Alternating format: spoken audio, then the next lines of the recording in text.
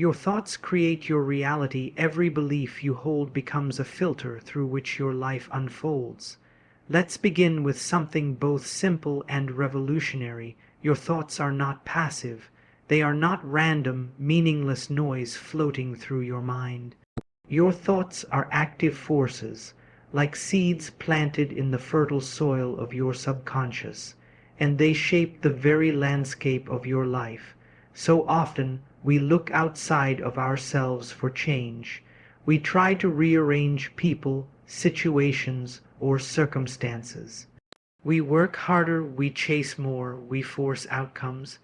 But what if the real power has always been within us, not in what we do, but in what we believe and think consistently? The truth is, every thought we repeat, especially the quiet ones we barely notice, is instructing our reality to form in its image. Life doesn't just happen to us, it responds to us. Now, this isn't a new idea. Mystics, philosophers, and psychologists have spoken of it for centuries. Louise Hay, whose teachings guide this entire message, reminded us again and again that every thought we think is creating our future. She wasn't just being poetic, she was being precise. The subconscious mind accepts what we feed it, without argument, without discernment, and it builds our outer experiences to match. When we live in thoughts of lack, fear, and unworthiness, even unconsciously, we begin to see those beliefs reflected in our relationships, our finances, our bodies. Why? Because the mind filters reality to validate what it already believes to be true. We don't see life as it is. We see life as we are. And the beautiful thing is, this can work in our favor. If we choose thoughts of peace, of joy, of sufficiency and worthiness, if we gently but consistently guide our inner dialogue, life begins to mirror back those states of being. Opportunities seem to arise, people shift, circumstances align.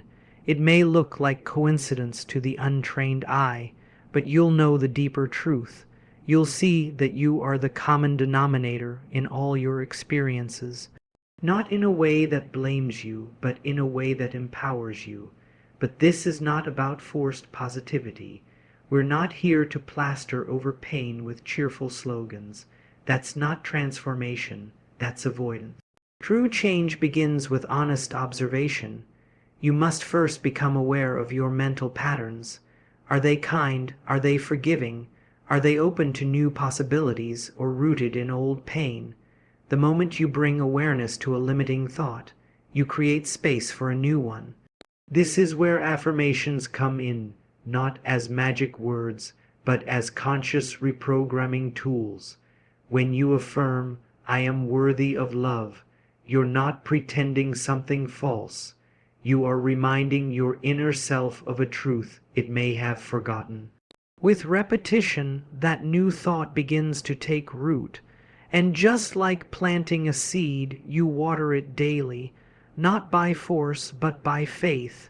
You'll notice that as you change your thoughts, you begin to feel differently. And when your feelings change, your energy shifts. This shift is not subtle, it's magnetic.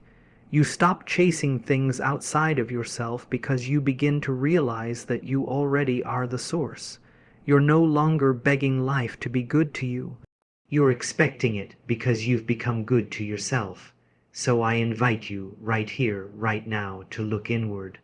What stories are you telling yourself about what's possible, about who you are, about what you deserve? What if, just for today, you gently released one limiting belief and replaced it with something kinder, something more life-affirming?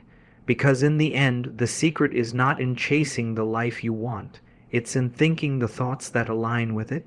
Thought by thought, belief by belief, we build our lives from the inside out. Change your thoughts and you change your world.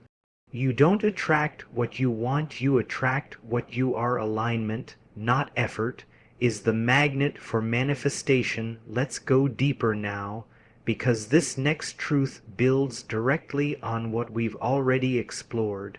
You don't attract what you want, you attract what you are. At first, that can sound puzzling. After all, we've been conditioned to believe that desire alone is what draws things toward us, that if we want something enough, work hard enough, chase long enough, it will eventually come. But look closely. How often has wanting alone brought what you desired? And even when it did it last? Or did it slip away because your inner world was not prepared to hold it? There's a fundamental distinction here, one that Louise Hay understood deeply. Wanting comes from a sense of lack. It says, I don't have this yet, and until I do, I'm incomplete. That energetic state, neediness, grasping, lack, is not magnetic. It actually pushes things away. The universe doesn't respond to words or wishes. It responds to frequency, to identity. It mirrors the quality of your being, not the content of your cravings. So when we say you attract what you are, what we really mean is this: the world reflects back to you the dominant energy of your inner state. If you are anchored in fear, you attract situations that validate fear. If you carry unworthiness, even unconsciously, you'll meet people who treat you as unworthy. This isn't punishment, it's reflection. And it's profoundly empowering once you see it for what it is. Because here's the turning point. If your outer reality is an extension of your inner state, then you don't have to chase the things you want. You only have to become the version of you who naturally attracts them. You don't chase love, you become love. You don't hustle for abundance, you embody abundance, and when you do, life begins to rearrange itself to meet your frequency. This is not wishful thinking, it's energetic alignment, it's psychology too. When you begin to identify as someone who is whole, someone who is enough, your choices change, you set better boundaries. You speak with more clarity, you stop settling, you move from the energy of please accept me to the energy of I already accept myself. And from that place, the world shifts its response to you. Now, this doesn't mean you never desire more. Of course not. Growth is natural, expansion is your birthright. But when you're aligned with your true self, your desires come from a place of creativity and joy, not from desperation or deficit. And that difference makes all the difference. This work is not about pretending. It's not about affirming abundance while feeling empty inside. It's about doing the deep inner excavation that allows your natural wholeness to rise to the surface. It's about releasing the old identities. I'm not good enough, I have to prove myself, I always have to earn love, and replacing them with something truer, something rooted in your original worth. So ask yourself, who would I be if I already had what I desire? How would I carry myself? How would I speak? What would I believe about the world, about others, about myself? Start being that version now. Not one day, not when the results show up, but now. Because the moment you begin living in alignment with that identity, you set powerful forces in motion. Life isn't waiting for you to prove your worth. It's waiting for you to remember it. You are the magnet. You are the vessel. You are the source. When you become the thing you desire, there is no longer anything to chase, only things to receive. Let's continue with something that may seem counterintuitive, especially in a world that constantly tells us to push, to hustle, to hold on tightly to what we want. But the secret, the real secret to allowing your desires to find you is this: letting go is the gateway to receiving. Now, I want to be very clear here. Letting go doesn't mean giving up. It doesn't mean you stop caring about your dreams or that you abandon your goals. What it means is that you release the attachment to how and when those desires must arrive. You let go of the tension, the mental gripping, the anxious need to control every step. Because control doesn't create, it constricts. It sends a signal to life that says, I don't trust this process, so I must take over. And when we're in that energy, we are out of alignment with the natural flow of manifestation. Louise Hay taught that we live in a world of divine timing and infinite intelligence. There is a rhythm, a wisdom to life that unfolds when we are willing to trust it. But trust requires surrender. It requires us to soften our need to force and to begin allowing. And that word, allowing, is so important. It speaks to a partnership with life, not a battle against it. When you let go of needing something to happen, you make space for it to happen in a way that's often better than you imagined. Psychologically, this is about releasing resistance. When we cling to an outcome, when we obsess over it, worry about it, replay it in our minds endlessly, we create a kind of internal friction. That friction keeps us stuck in a state of lack. It's like saying, this thing I want is not here yet, and I'm going to focus all my attention on its absence. And what we focus on, we amplify. Philosophically, it's about stepping into a deeper relationship with the unknown. The unknown is not the enemy, it's the birthplace of all possibility, but we must stop trying to micromanage it. Letting go means trusting that the seed you've planted will grow, even if you can't yet see the sprout. You don't dig it up every day to check on it. You water it, you nurture it, and you wait with faith. This is not passive, it's deeply active in an energetic sense. It's choosing peace over panic. It's choosing to believe that what's meant for you is already making its way toward you, not because you're chasing it, but because you're aligned, available, and open to receive. And here's the paradox. When you release the pressure, the fear, and the need to control, you often find that what you were trying so hard to achieve begins to flow to you more easily. Not because you gave up, but because you finally got out of the way.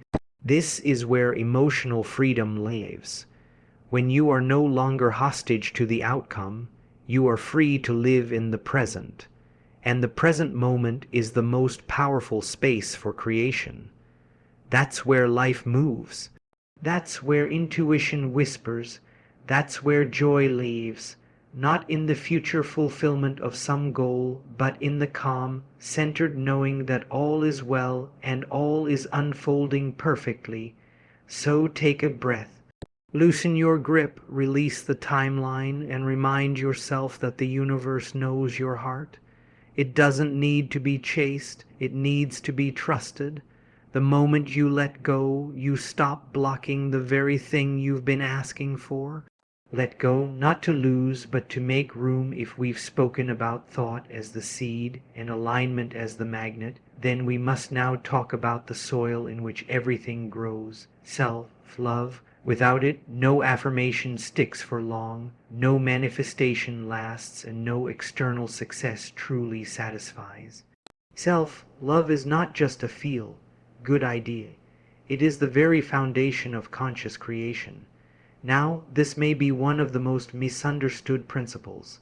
Often, when people hear love yourself, they picture something soft or indulgent, like taking bubble baths or repeating affirmations in the mirror. And while those things can be supportive, self-love in its truest form is far more radical and transformative than that.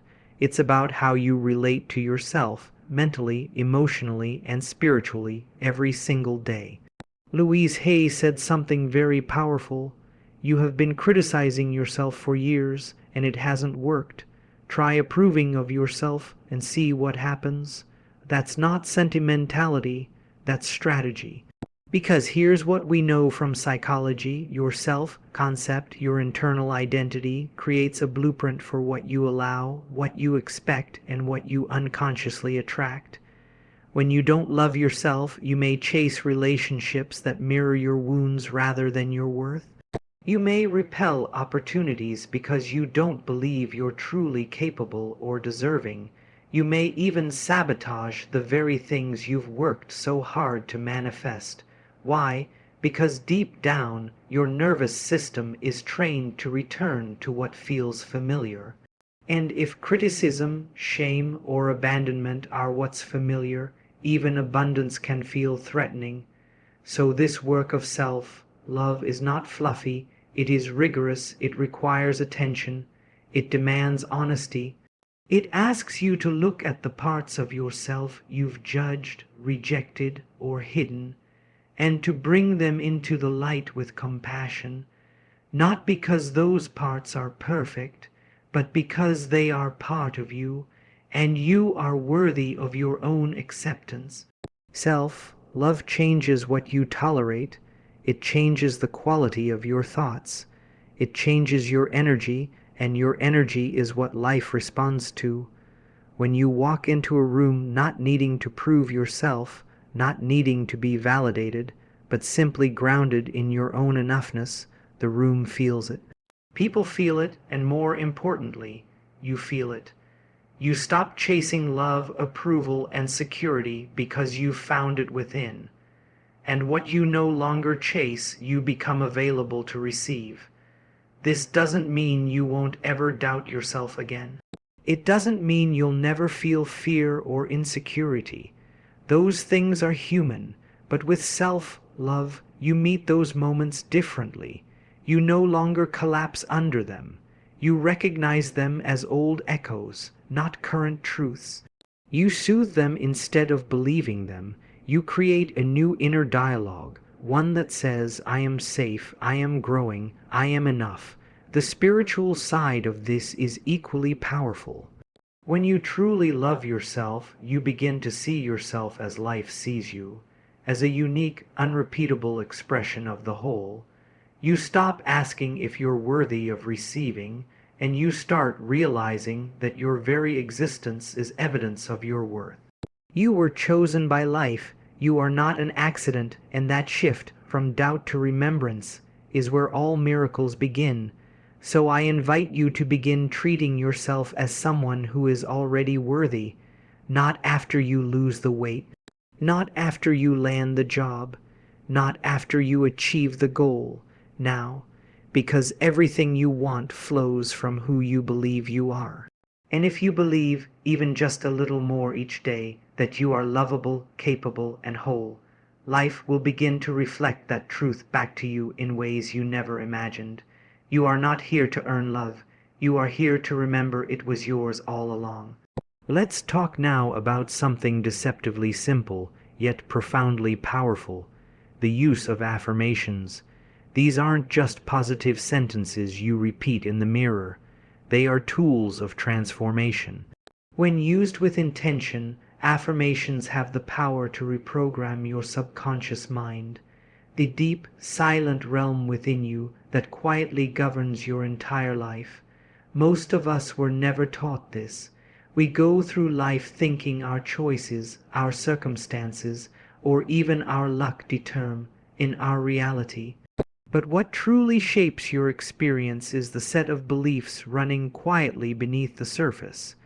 These beliefs are not always logical, and they're certainly not always helpful. Many of them were formed early in childhood, often passed down unconsciously from family, culture, and society. Over time, they become internalized truths, not because they are objectively true, but because they've been repeated so often that the mind accepts them as fact. This is where affirmations become essential. Louise Hay reminded us that every thought we think is an affirmation. That means we are affirming something all day, every day. The question is, what are you affirming? Are you affirming your power or your powerlessness?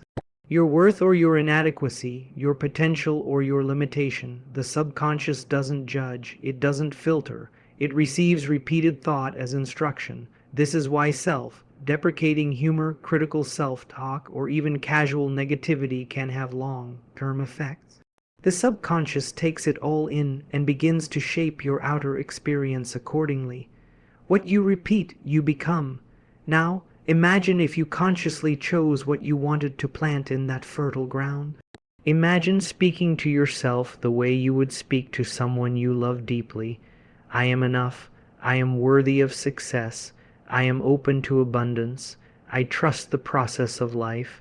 These are not empty slogans. These are neural pathways in the making. When repeated with feeling, affirmations begin to replace the old mental programs that no longer serve you. Psychologically, what's happening is this: you're training your brain to see new possibilities. Neuroscience calls it neuroplasticity, the brain's ability to change and form new patterns. Philosophically, you're affirming your participation in the creative process of life. You're declaring, through words and intention, the reality you are willing to inhabit. Now, it's important to understand affirmations are not spells. They are not about tricking the universe or bypassing real emotions. You may not feel the truth of the affirmation at first. That's okay. You are not lying to yourself. You are leading yourself. You're guiding your mind out of habit and into intention. And like any new habit, it takes repetition, gentleness, and trust. And yes, you will have days where the old voice returns. The voice that says you're not good enough, that doubts your dreams, that points to the past as evidence that change isn't possible. But that voice isn't your truth, it's your programming. And every time you choose to affirm something higher, you weaken that old voice's grip. This is why consistency matters. Speak your affirmations in the morning before the world pulls at you. Speak them at night before sleep takes you into the subconscious realm. Write them down, say them aloud. Say them silently and say them with love. You are not trying to become someone else. You are returning to who you've always been beneath the noise. You can't always control what happens around you, but you can choose the thoughts you return to.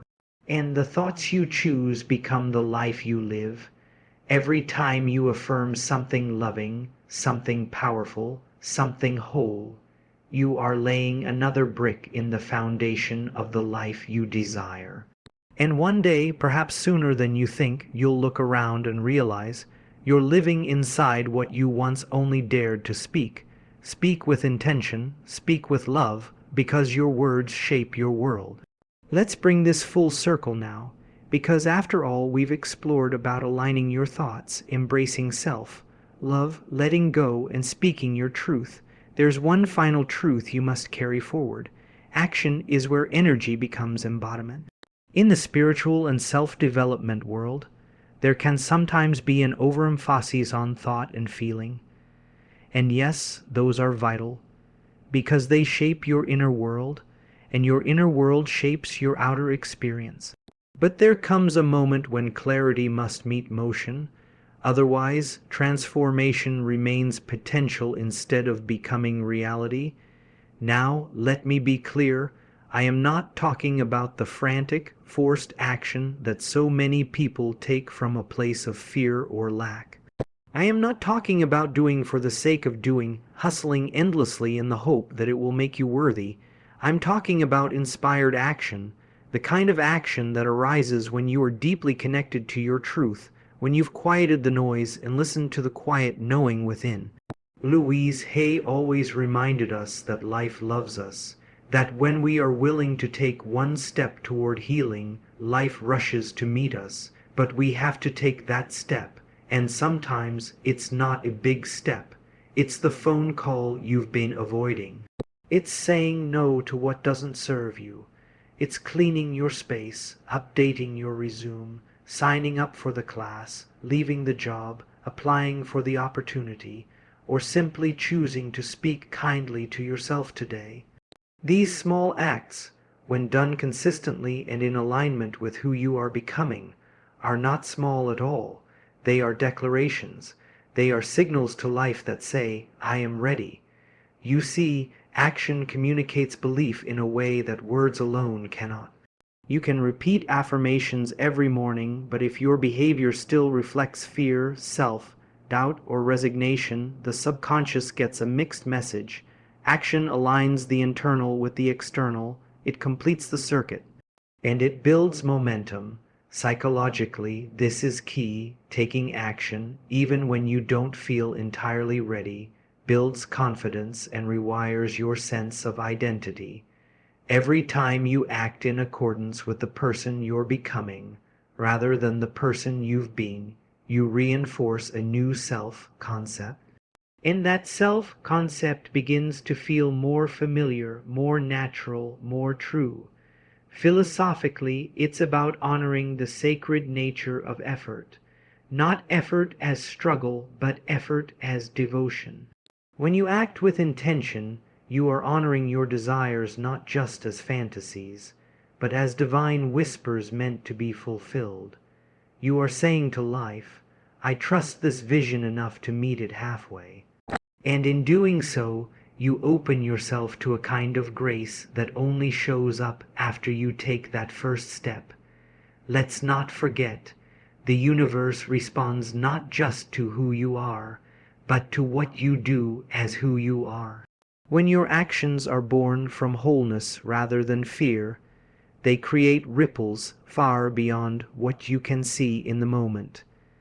The key is to begin, to stop waiting for the perfect time, the perfect plan, or the perfect confidence. None of that comes first. What comes first is the willingness to move. So ask yourself now, not just what do I desire, but what is one step I can take today to live in alignment with that desire? Just one. That step, taken with presence and intention, becomes a catalyst. You don't have to know the whole path. You only have to show up for the next step, and then the next. And in doing so, you begin to embody the life you once only imagined. Remember this, the life you want is not waiting at the end of some distant chase. It's waiting for you to become the version of yourself who lives it now, and to take the first step as that person. Desire alone changes nothing. Aligned action changes everything.